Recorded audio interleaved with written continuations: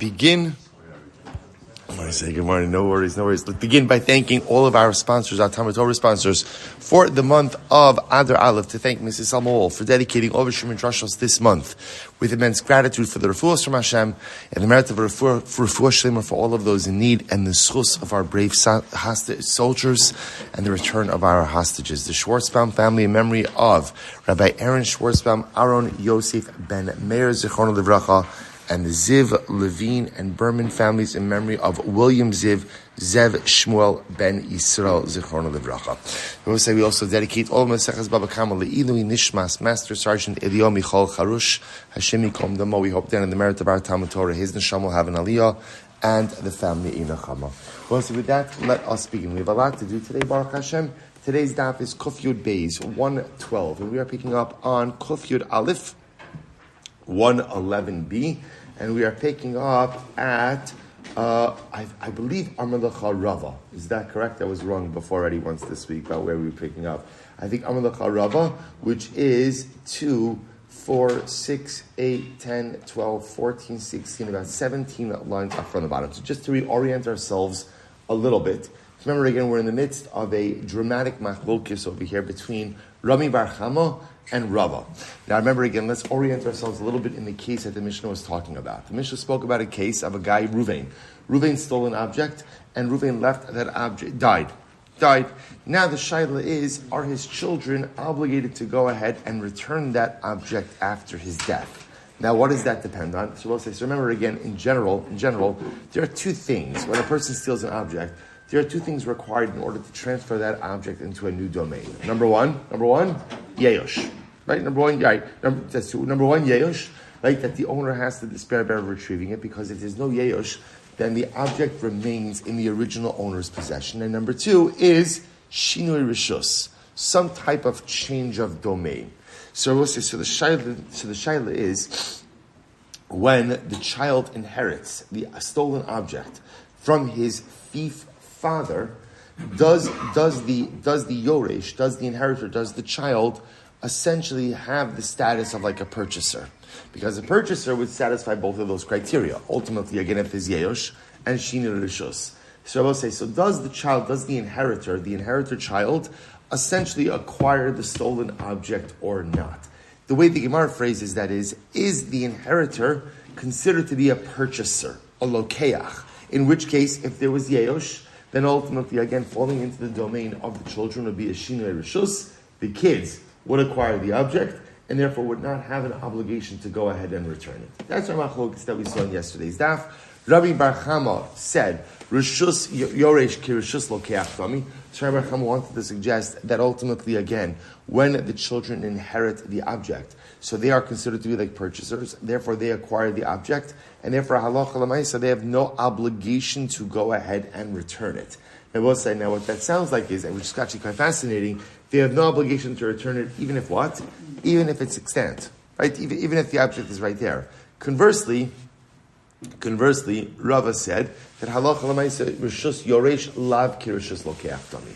That ultimately, again, the domain of the child is not considered to be like the domain of a purchaser, and therefore, especially if the object is in existence, ultimately the child has the obligation to go ahead and return the object. Incredible. So Amalacha Rava. So Rava says as follows. Hachi Kamar. This is what the Mishnah means to say. Amen.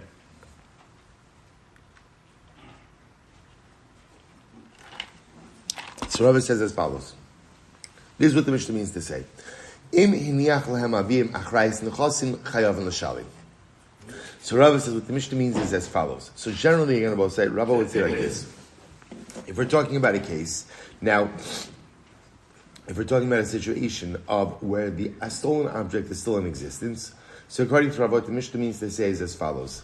That if the father left behind real property, that there is an obligation upon the estate, upon the Yerushim, to go ahead and repay the stolen object. Now the logic behind that we're going to see in just a moment. Masni le Rabbi Shimon Berei, but yet Rabbi taught Rabbi Shimon his son, Lo davar sheyesh bo achrayis mamish. It doesn't literally mean that the father, that the stolen object is real property.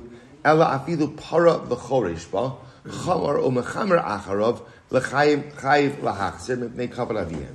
Rather, Rabbi said we know that the halacha is that if the father steals something and the object is extant when the father dies, the children have the obligation to return the object. Why?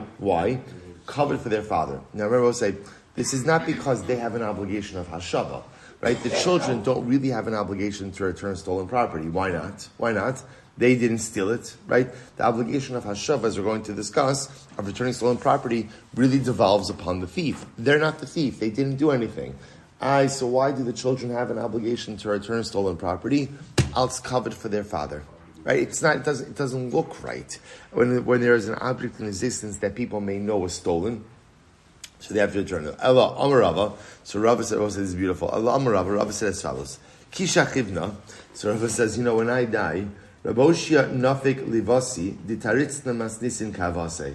Rava said, this is such a beautiful thing. Rava says, when I die, Raboshia is going to come out and greet me in Olam Haba. Why?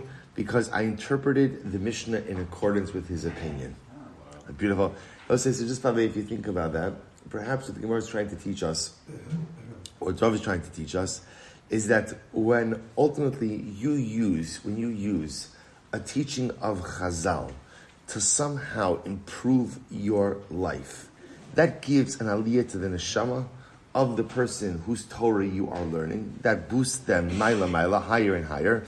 And perhaps there's hakara satov, there's gratitude that when you leave this world, the neshama of that great person will come to greet you, almost as a sign of gratitude for what you've done for them in the olam ha'emes, in the world to come. It's such a beautiful yisod. In general, there's this concept in Chassidus that when you learn the Torah of a tzaddik, so you connect with their neshama. There's a personal connection that you have with your neshama, right? We know this. So those of us who have the zchus to learn the Torah of the Piagetz every Thursday night, you see that there is a feeling like that of connection with the Torah, with the neshama of a tzaddik. You feel a connection even though someone's been gone for so many years. So Rava says, when I die, I know Raboshi is going to come out and he's going to greet me because I'm interpreting the Mishnah in accordance with his opinion. So incredible. So the Gemara says, why? What happened? The Tanya Raboshia, Hagozal u'ma'achil esbanav. So let's listen to this. Ruvain steals an object. He goes ahead and uses the object. He feeds it to his kids. I will say, now again, I want to point out, like I said yesterday in the Mishnah, this isn't some kind of sob story that Reuven has no money, he's begging and stealing to go ahead and support his family. It's just a matter of fact. In other words, he stole, and it happens to be he used the theft to sustain his family. Pitur milashalim. So we'll say, so that's it. That's another way of saying. The stolen object is no longer in existence. So now, if Reuven dies and the stolen object is no longer in existence, the children, the heirs, have no obligation to return anything. Okay? Hiniach lifneihem. So the Gemara says, if, however, the father died, and when the father died, the stolen object was still in existence. Whatever the object was, then what's the halacha? Chayavin. Then ultimately, again, they are obligated to go ahead and return the stolen object. If, on the other hand, when the father died, the stolen object is not in existence, subturin. Ultimately, again, they are not obligated to go ahead and return anything. Now watch this. Rabbi says, if the father left behind real property, then the children are obligated to repay the stolen object. Now, Rabbi says, what does that mean? Take a look at Rashi. Rashi says over here. By the way, there's a couple of things that are being introduced over here. So we'll say, there's a bunch of cases. Case number one, Reuven steals an object. Case number one is during Reuven's lifetime, the stolen object is consumed. So when he dies, nothing is left. Okay, in that case, halacha l'maisa, children have absolutely no obligation to go ahead and return the stolen object. Case two. Hiniach lifneihem gzila kayames chayavim. Reuven dies, stolen object is still in existence, give it back. Case three, eina gzila kayames. What happens, case three, I say, is, when Reuven died, the object was in existence. The kids didn't know it was a stolen object, so what did they do? They consumed it. In that case, also no obligation to return it, because again, remember, there's never an obligation to be out of pocket for the estate. Case four, Reuven stole an object, and whatever it is, whether he went ahead, he consumed it, they consumed it, but Reuven is in possession of real property. In that case, Rabbi Shia says the estate is obligated to make restitution to the victim. What's the logic behind that? See, I will say, the moment that you steal an object, what happens? What happens halachically? There is automatically triggered an obligation to repay that which you stole. So you have a debt, right? I'm a thief. Who do I have a debt to? Who do I have a debt to? The victim. The victim, right? That debt essentially creates a lien against real property. So now we'll say, interestingly enough, essentially once Reuben dies, if Reuben has real property at the time that he stole, essentially again the victim of the theft becomes a creditor against the estate. So now even once he dies, there is a creditor against the estate. And again, the Yarshim do have an obligation, the estate has an obligation to pay off the debts of the now deceased father. So we'll say that's the pshat in the Mishnah, when the Mishnah says, V'meniach lahem, remember again, we didn't understand the statement, V'mhaya davar sheyishbo achrayis chayav l'shalim, right? When Mishnah said, and if they had a real property, they're obligated to pay. So now, Rava comes and explains this according to Rabbi Shua. What that means is as follows. In general, if the stolen object is no longer in existence, whether it's because Reuben the thief consumed it or his kids consumed it, there is no obligation of repayment on the part of the children. Okay? If the stolen object is in existence, kids have to pay it back. However, the caveat to all of this is, if Reuben left behind real property, there's always an obligation for the estate to pay back the stolen object. Why? Because upon the theft, there's a lien created against the real property, and the estate must pay off the debts of the now deceased thief father. Incredible. So the Gemara says, Amar Mar, Eina Gzil Kayam is Turin. What comes out from this is, if the stolen object is not in existence, the heirs are pater from paying back. Shabbos said this would seem to refute the position of Rav Chisda. Rav Chisda would say, Kitanya hahi la'achar yeyosh. When is this talking about? This is Dafka talking about after yeyosh. Okay. Amar gzela kayam is chayav l'shalim. But we'll say what seems to come clear is, if the stolen object is in existence, the children are obligated to pay it back, to give it back. Does this not refute the position of Rami Bar Chama? Rami Bar Chama, Kitanya hahi, top of Kof Yud Beis, Lifnei Yeyosh. He would set up the case he's dealing with before Yeyosh. So I will say, the point over here is Yeyosh is the swing factor in this, right? That piece still, that piece is still kind of dangling around in this conversation. Top of 112b, Kof Yud Beis Amud Aleph, Rav Ada Bar Ava Masni Lahad Rami Bar Chama, aha. So Rav Ada Bar Ava, he went ahead and he attached the statement to Rami Bar Chama in the father's and Rabbi said, remember again, what did Rami Bar Chama say? Rami Bar Chama wanted to say, Reshus Yoresh ki Reshus Lokeach Dami. Right, that ultimately, again, when something comes into the domain of an inheritor, so I will say, so essentially the inheritor acquires it. Assuming that we're talking about after Yeyosh, so assuming that it's la'achar yeyosh, so the idea of coming into the domain of the inheritors is considered to be a shinei rishus, a change of domain. So that yeyosh plus change of domain allows the inheritors, allows the kids, the yarshim, to acquire the object. Okay, so Rav Ada Bar Ava, Masni v'Hadrayin Bar Chama Aha. So Rav Ada Bar Ava, he went ahead and he explained the statement to Rav Bar Chama in the following context. Hiniach lahen avihen ma'os shal ribis. So there's a lot of interesting cases over here. Let's say Ruvain lent money with interest. And Shimon paid, so Ruvain lent Shimon $1,000. Shimon paid him back $1,200. Okay, now Ruvain has that money in his account when he died. So we'll say, by the way, the halacha with interest is, remember, both parties are culpable. Both the lender and the borrower are both culpable for engaging in an interest transaction. That's number one.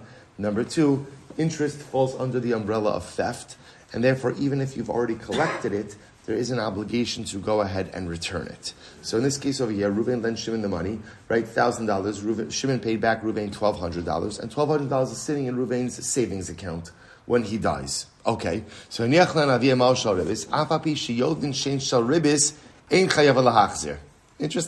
See, even though now the kids know that this was ribis money, interest money, they are not obligated to go ahead and return it to Shimon. Rabbi Chama says, Zos Omeres, Rishus Yoresh ki Rishus Lokeach Dami. So Rabbi Chama says, what do you see from here?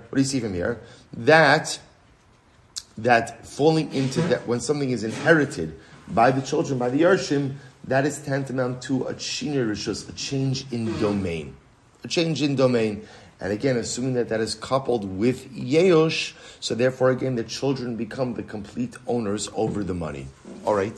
So the Gemara says, Rava Amar the Olam Emun Lacharishus Yosh Lav Yoshus Rokeach Dami. Rava says, maybe not. Maybe not. Maybe when children inherit something that is not considered to be a shinui rishus. We'll say, remember again, we're trying to figure out over here, essentially, just so you appreciate the tension. We seem to see like conflicting ideas. That on one hand, that children as inheritors almost inherit the position of the father, and whatever the father's status was, that's the kid's status. I'm talking about like from a monetary perspective. Or conversely, no, children essentially have the status almost of a purchaser. So that when they inherit property, that property is coming into a totally new domain, separate and distinct from anything to do with their father. And that's the tension we keep on seeing going back and forth over here. So Rava says, no. So I'll say, you know what it almost feels like? It almost feels like sometimes children, actually, we'll save it for later. It's a long daf. The Gemara says as follows. So Rava says that in reality, when children inherit something, so that inheritance, when they acquire it, it's not considered to be like a purchaser, like a new domain. Rather, it's considered to be like an extension of their father's domain. So what's happening over here? So Rava says, so if that's the case, that it's not a shinui rishus, so Rava said, let's play this out, right? Let's play this out. So therefore, Reuven lent Shimon $1,000 with ribbis. Reuven got back $1,200. The money is sitting in Reuven's savings account. Reuven dies. Children inherit the savings account. If you hold that rishus yoresh lav kirshus lokeach dami. See, if you hold that when children acquire something, they're not purchasers. They're an extension of their father. So what should they have to do with that money? Return it. So what? But yet, I will say that's not what the Brisa said, right? The Brisa said that they don't have to return it. So what's going on over here? V'shayni hacha. So this case is different. Ribbis is different. Why is ribbis different? The Amar Kra, because the pasuk said al tikach me'iton nashach v'tarbis ahadrle kihechi dinachi bahadach. So Rabbi says, so the pasuk says, do not go ahead and don't take interest. Don't take interest. Right? Why? So the Gemara says, V'chayachicha imach. The pasuk says, let your brother live with you. In other words, don't take interest so that you allow someone else to live normally. If you take interest is very difficult. A person has to then pay back more than they borrowed. So don't take interest from someone. V'chayachicha imach. Allow your brother to live alongside you. So in other words, the Gemara says, Ahadrele, and if you did take interest, we infer from that, give it back to your brother so that he has the ability to live alongside you. Rabbi say the mitzvah of returning interest money only applies to who? The lender.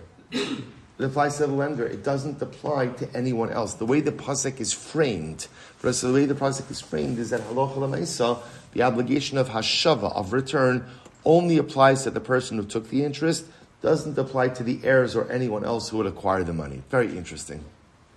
Very interesting. So the Gemara said,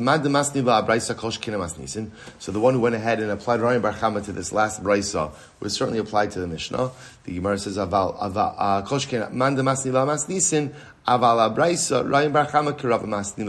the one who applied it to the Mishnah wouldn't necessarily apply to the brisa because Ryan Bar Chama holds like Rava. Okay, so I will say, so we have a number of open items over here, right? Just in general, we're still stuck with the normal open. Not stuck.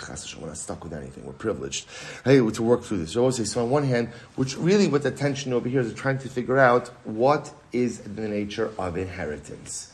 Is inheritance considered to be like a brand new domain, right? Assuming that inheritance is accompanied by Yeosh. So therefore, again, the Yarshim really have no particular obligations towards anything to do with their father, so returning lost object or anything else.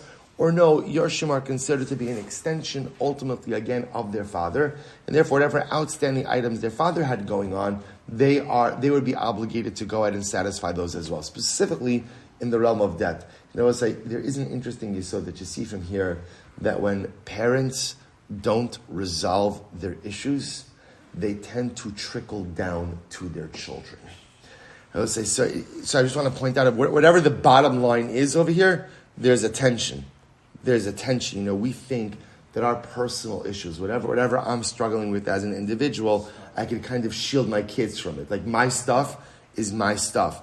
But it's not true. It's just like when there's tension in a marriage, even when parents try to hide it from children, children always pick up on it. They always know when there is dysfunction, when there is strife, and when there is difficulty. Even if you choose not to argue in front of the kids, they feel it because marital tension is palpable within a home.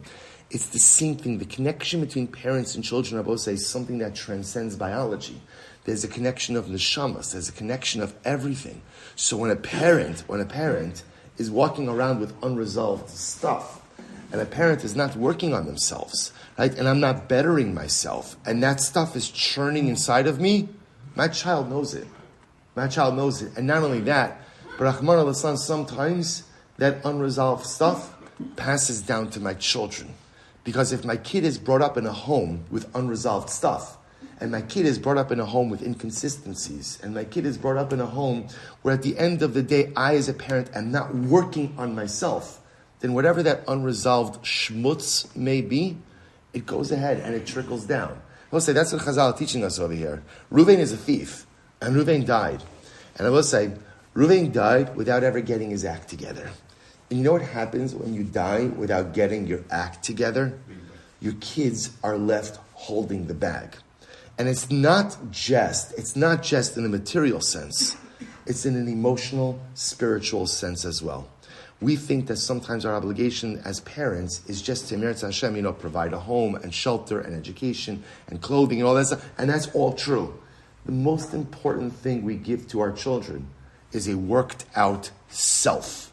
The better you are as a person, that is the greatest Yerusha and lifetime gift that you give to your child. Conversely, unresolved stuff has such detrimental effects upon our children in ways that often we can never even realize. Such an incredible yisod. The Gemara says as follows: Tana Abanon, Agozel Uma'achilas Banov Petur Milashalim. So listen to this. So a person goes ahead and steals. Reuven steals, and Ma'achilas Banov, as we said before, means it's used up. Right? Again, we'll say, the fact that it was used on his kids doesn't really matter all that much, right? If Reuven stole it, whether he used it to feed his kids or he gambled it away, whatever it is, it doesn't really make a difference. The point over here is, at the end of the day, when he dies, there is nothing left. So we'll say, so this is it. Reuven the thief didn't work out his stuff before he dies. What happens when you don't work out your stuff before you die? Your kids are left with it. So what happens? Petur milashalim. So the kids have no obligation of returning the lost object. No obligation. Hiniach lifnehem. So we'll say, now what happens if he dies and he left the object? So we'll say, let's say, just for argument's sake, he stole a sheep. And what happens? He dies, and the sheep is there. So we'll say, what's the halacha? If the kids are adults, so we'll say, now this is another twist in the conversation over here. We haven't seen this before. If the kids are adults, ultimately they are obligated to go ahead and pay it back. Kitanim, Petur b'lashalim. But if they're minors, they do not have an obligation to repay. V'im amru gidolim ein anu yodim cheshbona shechashvu avinu imcha Peturin. But even if they're adult kids and they say to the claimant, right, the victim, Shimon comes along and says, hey, that's my sheep, right? And the adult children say, you know what, Shimon, you seem like a very nice guy, but the truth is we have no knowledge of our father's affairs. Right? We have no knowledge of what he did, what he didn't do, what he stole, what he didn't steal. And as such, again, we're not saying that what you're saying is not true, but we also can't what? We also can't say that what you're saying is true. In that case, Peturin. They would be exempt from repaying. So I'll say, so watch what just happened over here. So this entire conversation took a dramatic and overwhelming turn. So remember again, same case. Reuven, the thief, stole. Let's so again, case number one, which is always the simplest case, which almost everyone seems to agree with, which is what? Reuven stole the object, consumed the object, now died. What's the obligation of the children? Nothing. Except, one possibility again, what's the wrinkle in that? Not the wrinkle, what's the except? If Reuven left behind real property, and he owned real property at the time of the theft, then there could be an encumbrance on the real property for the theft. So that's that piece. But let's kind of push that on the side a little bit for now, right? So no stolen item in existence. Children have no obligation to return the object. Okay, case two. The object that he stole is still in existence. So both say, so now this new brisa adds in a new dimension. It depends. What does it depend on? The age of the Yarshim. If they're Kitanim, no. You can't collect anything from Kitanim. There's nothing to talk about. If they're Gedolim, they'd have an obligation to go ahead and repay. However, if they say, listen, we have no knowledge of our father's estate, in other words, we're not disputing what you said, but we can neither, we can neither confirm nor deny. Right? So then in that case, they're pater from paying. So Gemara says, I don't understand. Mishum da amri ein anu yodim peturin? I don't understand. So that's it? That's all they need to do to exempt themselves? They can just say, I don't know. Right? I don't know, that's it. I don't know is suddenly a defense, and I don't know is suddenly enough to say they don't have to pay. That doesn't make any sense. So the Gemara says, Amar Rabbi Shmuel means to say, Hachi achamar, Kidolim sha'amru yodim anu cheshbon shechashav v'inumcha, v'lo pash lecha gabe v'lo midi. No. Rabbi says, what's the case? The case is where Shimon comes along and says, hey guys, I'm sorry to tell you this, your father was a thief, right? I'm sure he had many good qualities as well, but he was a thief, and that's my sheep, right? And the children say, listen, we are well versed in the estate of our father, and he never stole anything from you. They make a certain claim that the item was not stolen, so Pturin, they are pater ultimately again from repaying anything. I will say the truth is, it's really not such a chiddush, because really, what is this? This is a case of hamotzi mechaver lavaraya. Like, in other words, it's fine. Shimon's showing up, but Shimon's saying it's stolen. You can say whatever you want, right? But Lamaisa, if the kids say it's not stolen, so that's it. It's what we call yadam al ha'elyona. They have the upper hand. Why? Because they're muchsa, because they're holding on to the property. Okay, Tanya idach, another brisa. Hagozalu ma'achil. We'll say Ruvain steals and uses up the object. So Abana determined the shalim. Then ultimately his children have no obligation of restitution. So now we'll say case two. Ruvain stole the sheep. He died, and he left the sheep in front of them, right? He left the sheep in existence. And then the children consumed it, right? The children consumed it. Whether they are adults or minors, they have an obligation to go ahead and give it back. Okay, interesting. So the Gemara says, I don't understand. First of all, look at Fine. So they have an obligation to give it back. So the Gemara says, Kitanim min l'chayvi? I don't understand. Kitanim? Right? If the Yarshim are minors, they'd have an obligation to return the object. Lo yehe ela da'azik azuki. They should be no worse than a katan who does damages. They both say, what's the halacha of a katan who damages? What's the halacha? Pater. Right? Pater. Why? Because Lamaisa, again, a katan doesn't have any liability. So I don't understand why would the Kitanim be chayiv for going in and consuming the stolen object? Amar Papa Hakam, this is what it means to say. Watch this. Papa says like this: if Reuven died and the stolen object was extant, in other words, the children did not yet consume it. So bein gedolim bein ketanim chayavim. So we'll say, okay, that's a little bit easier to swallow. Meaning, at the end of the day, if the stolen object is in existence, whether the heirs are adults or minors, there's an obligation for them to give it back to the owner. So the Gemara says, right, chayavim. That's the halacha. So we'll say, now again, if the object is not in existence, then again, ultimately no one is obligated to go in and give it back. Amar Rava, hiniach lemaviem parashula. So we'll say another interesting case over here. So we'll say, so we just have to point out, we have to tie this up, right? Because there's a lot of stuff happening over here, but we are not yet at the end of the sukkah. Now again, the one piece that does seem to feel that everybody is pretty much rallying around is that if Reuben stole the object and consumed the object during his lifetime, then there is absolutely no obligation upon the children to pay back anything. Again, we only have that real property thing which we'll have to deal with, okay? And again, if he went ahead and he left it behind, if the object is extant, it seems to be that the majority opinion is that what? Give it back.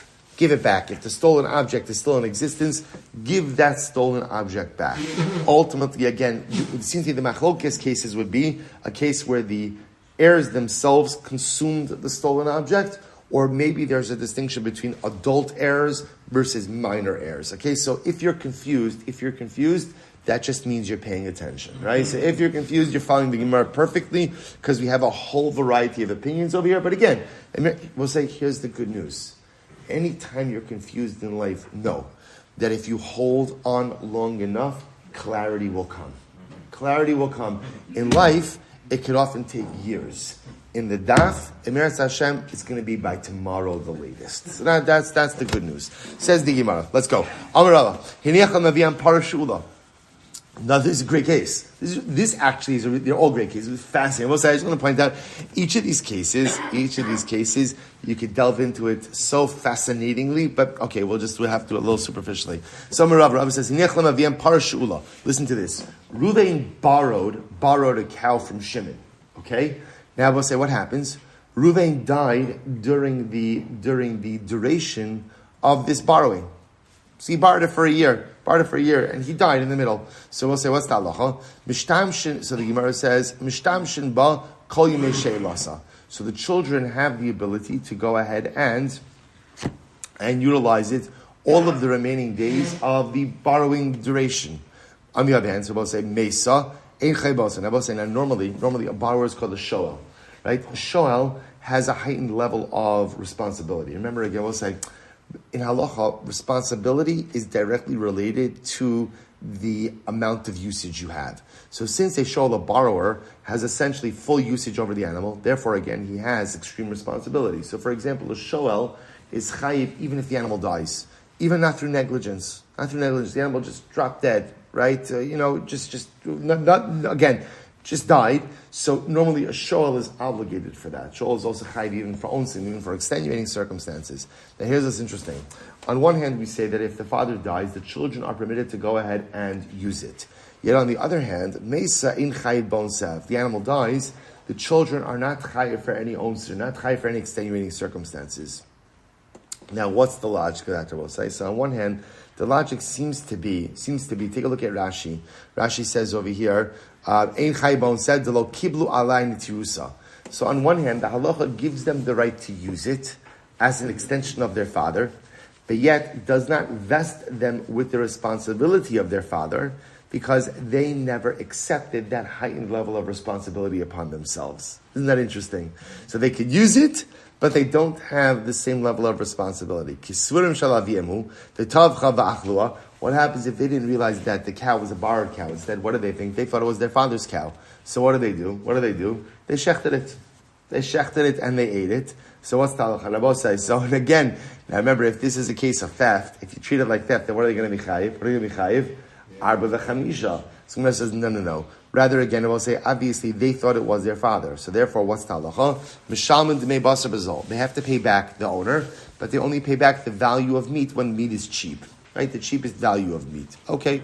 However, what happens if the father left behind real property? Then chayav and mishalin. Then both they are obligated to go ahead and pay back the value of the stolen object. Now, both say, now, the question is, what do we do with that statement? So some append or attach that last statement to the first part over here, and some append it ultimately again to the seifa. Man de masnila aresha kol shekena seifa. The one who applies it to the reisha will certainly apply to the seifa. Upliga de Rav Papa, and this would argue on Rav Papa. Man de masnila seifa aval aresha lo. But the one who goes ahead and appends it to the seifa would not apply to the reisha. V'hainu de Rav Papa. And this reflects the view of Rav Papa. Now, what does Rav Papa say? Here we go. Dam Rav Papa. Haisa para ginuvalo v'tavcha b'Shabbos. Okay.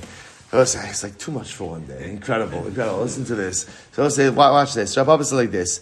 Reuven stole a cow. All right? Now let's say, watch this. Haisa para ginuvalo v'tavcha b'Shabbos. So let's say again, he stole it on Friday. Right? Right? Because again, Reuven doesn't want to steal on Shabbos because again, he's from. So again, he steals on Friday. I will say, by the way, you see on this all the time.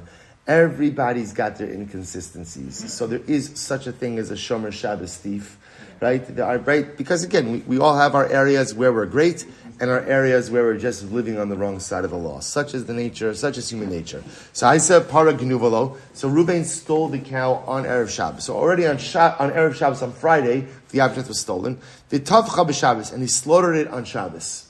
Now what's the halacha? Chayiv shekvar chayiv b'gneva kodim sheyavo lidei Eser Shabbos. We'll say, so in this case over here, he's going to be chayiv both arba v'chamisha as well as as well as a death penalty for going ahead and violating Shabbos. So we'll say, now remember, we normally have a concept as what? Kimle b'drabimine. That when you go ahead and you commit a crime that results in two liabilities, one a capital punishment and one financial liability, capital liability sets aside financial liability. However, that is only if there is a simultaneity. If the two obligations develop on a person at two different times, then one is chayv both. So we'll say, now watch this. Watch what's happening over here.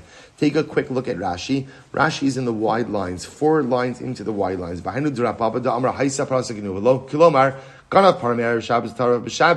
So if he stole on Erev Shabbos and he slaughtered on Shabbos, chayiv af b'tashlumin arba v'chamisha. Now watch this. Hear this out. Rui is going to be chayiv, both capital liability, death penalty for violating Shabbos, and the 4 and 5 time penalty for stealing and slaughtering. Now remember, why, but yet he didn't slaughter until Shabbos. What's going on over here? Shari nischayiv b'karen kodin sheva l'deiser skila. The afagav the knasa lo asya le ad Shabbos lo patrina le knasa mishum chiyiv misa. Don't really believe this. Watch this. This is so exciting. Watch this. He'll say another interesting fact. This goes in the notebook. Another interesting fact. The concept of kimle b'drabimine only applies to misa and mamon, to a death penalty and monetary obligation. It does not apply to misa and knas. In other words, you could be chayiv a knas, a penalty payment, and misa at the same time. Okay? So let me give you an example of this. So let's say if a person were to go ahead and perform an act that would result in capital liability and a mammon liability at the same time, you'd be chayiv for the death penalty, pater from mammon. On the other hand, let's say, in this case over here, what's happening? Reuven stole the object on Erev Shabbos, right? So he's already a ganav. On Shabbos, he slaughters it. And I will say, in the act of slaughtering, 2 things happen. Number 1, chil Shabbos, he's violating Shabbos. And number 2, what's the second thing? Arba v'chamisha, 4 and 5. 4 and 5 is a penalty payment. Is a knas, it's not mammon. So because it's knas, you could incur it at the same time as capital liability. Wow. So Reuven is chayiv. Reuven is going to be chayiv both the death penalty for violating Shabbos and the arba v'chamisha knas penalty as well. Let's say, by the way, you look at some of these, you're like, that avera is just not worth it, right? If you're going to go down, right? Let me say, come on, make it worth it. Make it worth it. A steak, I don't know if that's worth it at the end of the day. So here goes weiter. Haisa parashu'ulalo. Watch this. However, we'll say second case. Second case was the Reuven was borrowing the cow. It was borrowing it. The tabcha b'Shabbos. So we'll say now on Shabbos he slaughtered it. Then pater. I will say he's going to be pater. And I will say why? What's the difference between the previous case and this case? In this case, I will say the act of theft and slaughter occur at the same time. Because remember, again, the power was in his domain because it was borrowed. So it had every right to be there. On Shabbos, when he slaughters it, that's when he becomes a thief. So in the moment he becomes a thief, he also incurs capital liability. So that's mammon. Remember, that's going to be his chayiv kera now. His chayiv mammon and misa at the same time. Kimle b'drabimine. So you're only chayiv. The capital liability sets aside financial liability. Incredible. So Marsa Pater, she'isr Shabbos ve'isr gneva bayin ke'echad. Incredible. Both say, that's Rav Papa. Tan Rabbanon. Okay, incredible. Let's go later. Gets better. Tan Rabbanon ve'eshav v'sagzel shar gazel. Both say, so the pasuk says, if you steal something, you're obligated to return the stolen object you stole. Ma tamu lomar shar gazel. Why does it have to say you have to return the stolen object that you stole? We'll say it's obvious. What else are you returning? In other words, why do I need that phrase, those 2 words, asher gazel? Just say, teheshav v'sagzila. Return the stolen object. Why do you have to say return the stolen object that you stole? To which the Gemara says, yachzer be'en shegazel. Kein shegazel.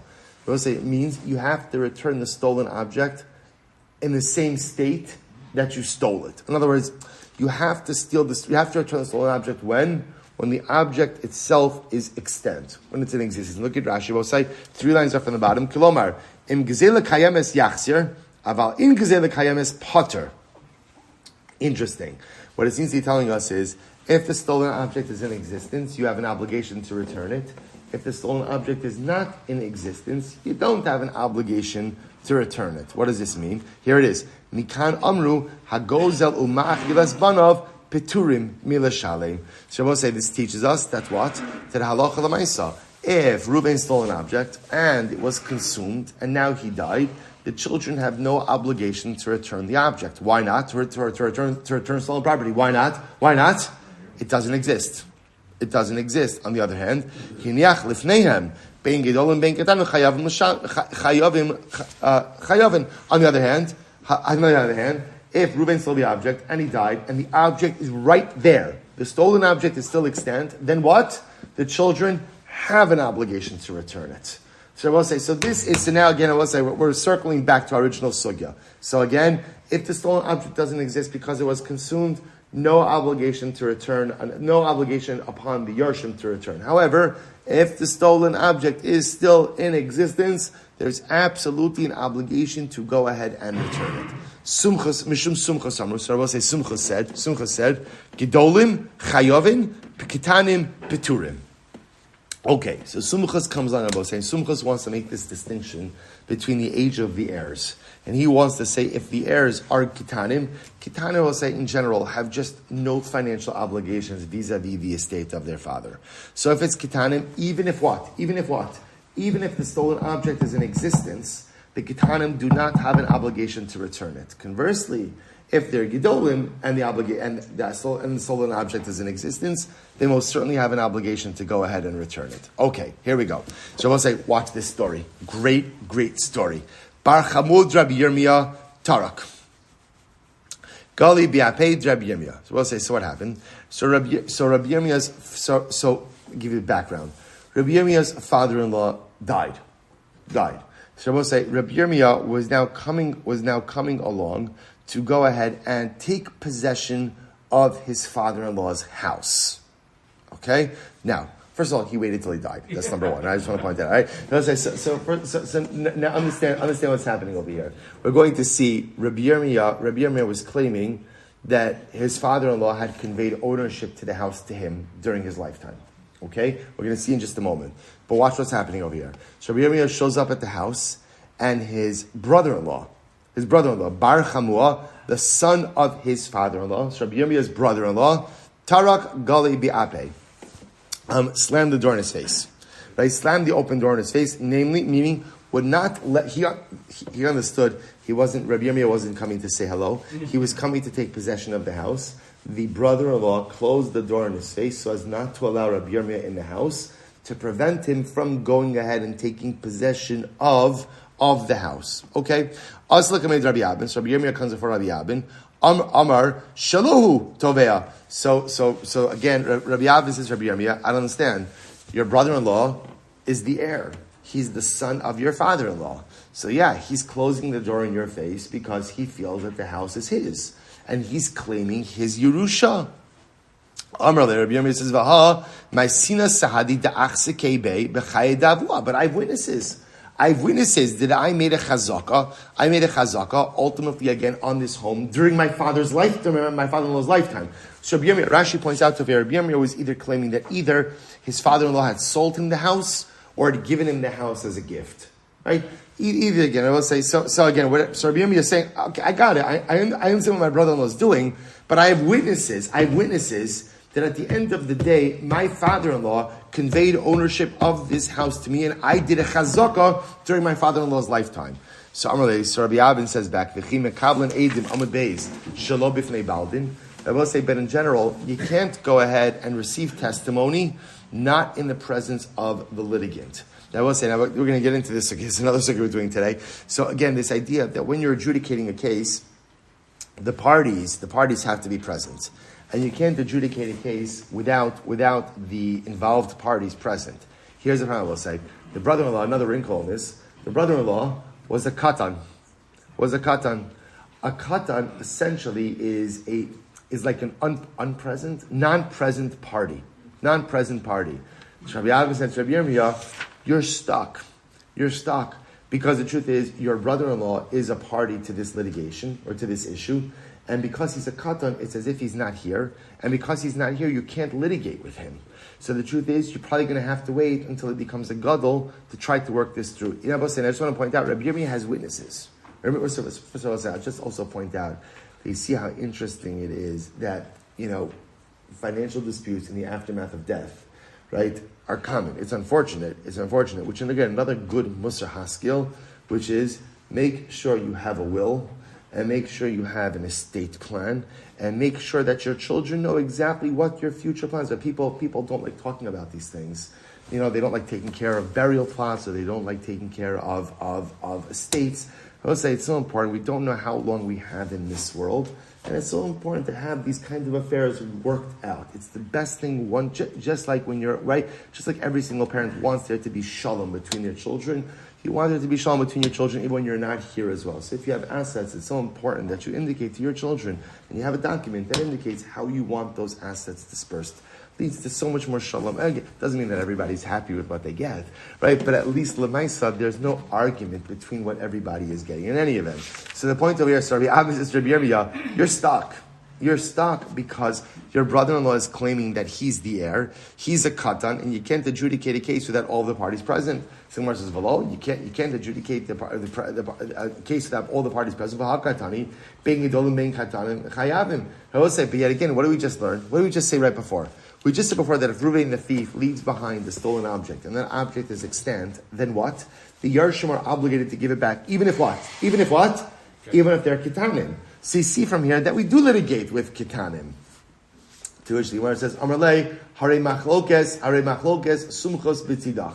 Okay, but I will say, but remember again, there's sumchos. And what does sumchos say? Sumchos said we only go ahead and take stolen property from gedolim and not kitanim. So you see, sumchos holds that we don't involve kitanim in litigation. So Amar, ichbal kuli alma b'kai kisumchos la'afkom midlidi. So what Rabbi Yirmiyah says, so suddenly everybody agrees with sumchos, right, in order to kind of stack the deck against me. So again, there's sumchos. Sumchos is the one person who says that we don't remove stolen property from kitanim. What about everyone else who says we do? So again, sumchos would say, I'm making a claim that it's my property. My brother-in-law is holding it illegally. We should be able to litigate this out. Adahachi, let's listen to this. Adahachi a galgal milsa. So I'll say, as all of this is going on, the matter continued to escalate. Asa umata lekamed Rabbi Yavo. So we'll say, so the case came before Rabbi Yavo. So Rabbi Yavo heard about the Rabbi Yirmiyah and his minor brother-in-law. Amr lo shmiya l'chuluhad Rabbi Yosef bar Chama. Did you not hear about what Rabbi Yosef bar Chama said? What did Rabbi Yosef bar Chama say? Amr Rabbi Oshia. Amr Rabbi Yosef bar Chama. Rabbi Oshia tino shetakaf ba'avadav. V'yarad l'soch sedei shel chavero v'amr shalihu. So what happens in the following case? You have a tinok. I will say in this case, tinok is a pretty precocious tinok. Right? So again, it means a minor. You have a minor who took avadim. Now I will say, now there's two lashonos, and I should go with the first one. He took his own servants, right? Those avadim that belonged to him, belonged to his father. He goes into the field of someone else. And he claims, this field is mine. Now why does he bring the avadim with him? And remember, one of the ways you acquire a field is how? Chazaka.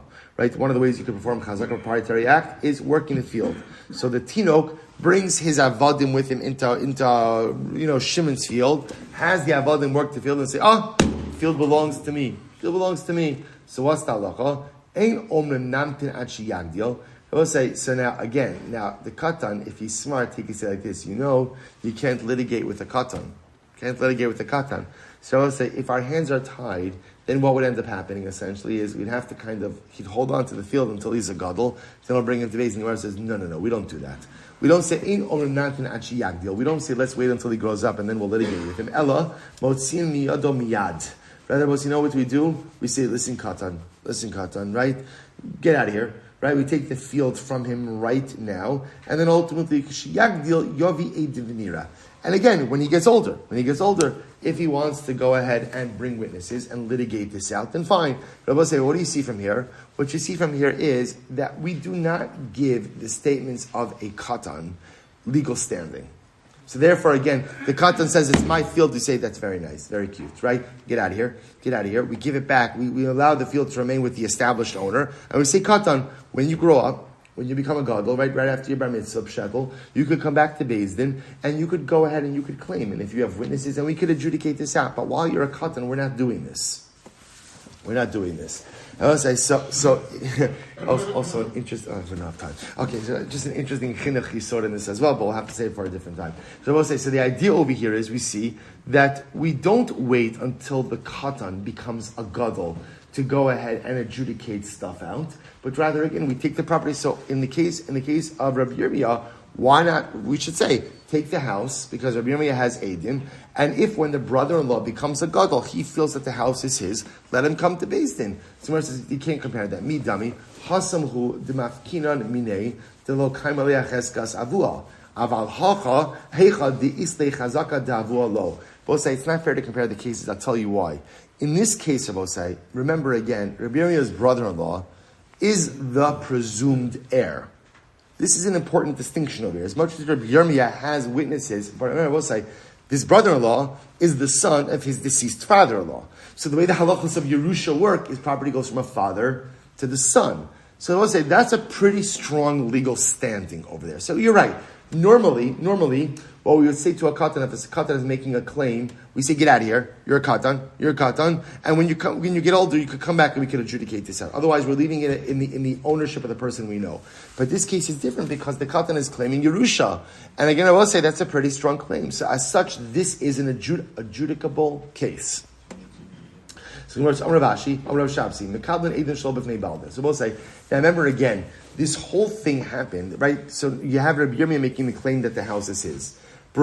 Brother-in-law making the claim that the house is his. Everybody making their own claims. So I will say, so now interestingly enough, based on this, the Gemara wanted to say, remember the first person Rabbi Yirmiyah went to was Rabbi Avin, and Rabbi Avin said, you don't really have recourse. Why not? Because at the end of the day, he's a katan, and a katan, it's as if he's not present. And you can't adjudicate a case not in the presence of the litigants. So the Gemara says, Reb Shavsi mekablen edim shol b'fnei bal. Reb Shavsi disagrees with this, and he says, no, you can't accept testimony even not in the presence of the litigants, even not in the presence of one of the balei din. So Rabbi Yochanan, v'chi mekablen edim shol b'fnei bal din. Really? You could accept testimony, you could adjudicate a case even not in the presence of a litigant. So the Gemara says, Kibla minei Rabbi Yossi bar Chanina, kigon shahaya hu chola o eidav cholin. You could, but I will say maybe in a particular extenuating circumstance, like where somebody was sick. Let's say there's a case that needs to be adjudicated, and let's say again a baldin, one of the litigants was unable to come, or the witnesses were unable to come. Oh, shayu eidav mevakshin leilich lemedina sayam v'sholchu lo v'lo ba. Or for that matter, again, you have witnesses. The witnesses ultimately need to go overseas. So he called the litigants, said, guys, you need to come now in order to get testimony. And let's say, again, one of the litigants wouldn't show up. So we'll say, in those kind of cases where there's more of an extenuating urgency, we will receive testimony even without the presence of all the litigants. We'll say, interesting halacha. You could receive testimony even not in the presence of the litigants. I heard an explanation of Shmuel's statement. That's the case ultimately where they already began the adjudication process. If they began the case and then for whatever reason one of the litigants was not there, you could continue forward with the case. And ultimately, again, it's a case where Beis Din accepted the case, so to speak. They began the process. They dispatched for litigants to show up, and the litigant didn't show up. But if Beis Din did not yet begin to adjudicate the case, then the Gemara says, I'm sorry.